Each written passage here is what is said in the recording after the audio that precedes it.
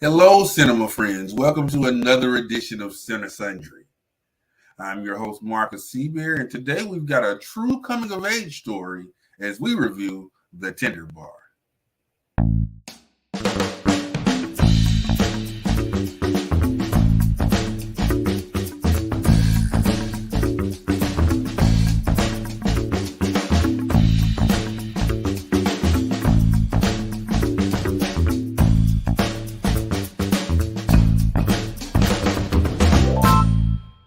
Okay, before we get into this review of The Tender Bar, let me remind you about our rating system.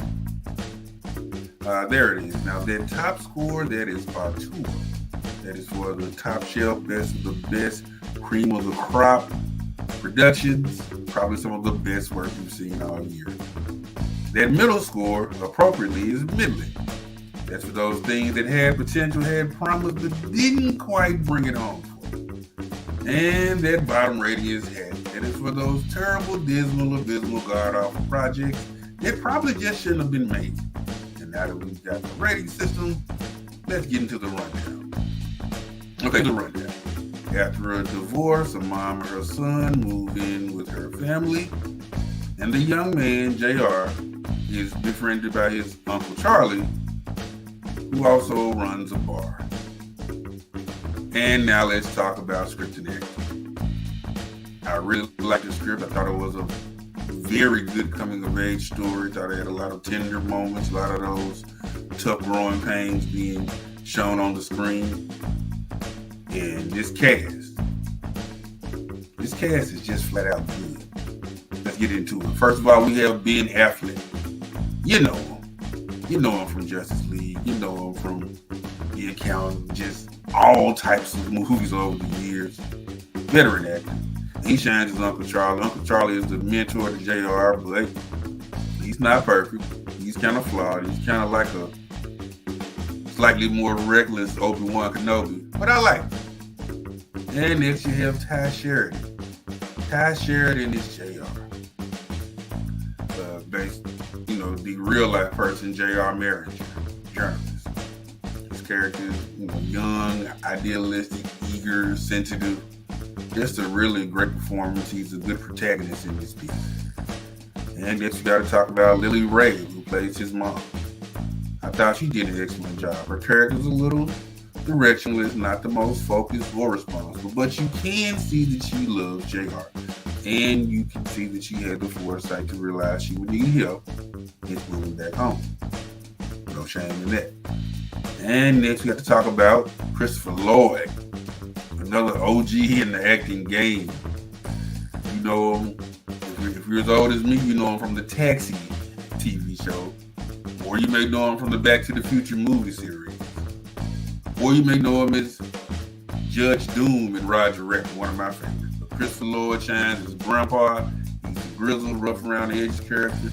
But he also steps in those moments when JR needs help and needs a voice of a man or a father figure due to his biological father not being in the picture. And last, we have to talk about Brianna Middleton. Brianna Middleton is Sydney. She's kind of like the almost love interest. I say almost love interest because JR's character is ready to go in, risk it all, as they say. He is madly in love with her, but she likes him, but she never quite fully commits, never fully is on board with him being her number one. A sad story, but also very relatable. And let's talk about director's technique. The director is George Clooney, another fantastic OG actor, highly acclaimed. He's directed films like Confessions of a Dangerous Mind, Good Night and Good Luck, The Monuments Men. He knows his stuff. He knows what he's doing. He tends to do period pieces, and with this one taking place in the 70s and 80s, it was tailor-made for him. He has a way of just transporting you there through clothes and locations. You just fully commit. Okay, this is the 70s and 80s. Even if it was filmed in, 2019, 2020. He just is really good at world building on a smaller scale. Like, not like a Marvel scale, but on a smaller, more intimate scale. So he should be commended for that. And let's talk about sentiment and rating. My sentiment when I finished this film was honestly one of joy, pleasure. I am a sucker for coming of age stories, and this one hit all the marks for me. And also, it resonated with me personally. A young guy who wants to be a writer, yeah, I get that. Definitely. A guy whose biological father was in and out of his life, boy, do I get that. And also, having that one girl in college that you loved, and she was the center of your universe, and she was just never as into you as much as you were into her. That one really hit. It's a great coming of age story. It is a great tale. I feel like everybody involved, in front of and behind the camera, did their thing and did it excellently. And so for that reason, I'm going to give the Tender Bar the rating of a 2. That's my view of that. And also, this is one I watched on Amazon Prime. So if you have that service, check it out. And also, the Tender Bar is also the name of J.R. Maringer's memoir. Something that I think I'm going to check out, and you probably should too, if you see this movie and you like it.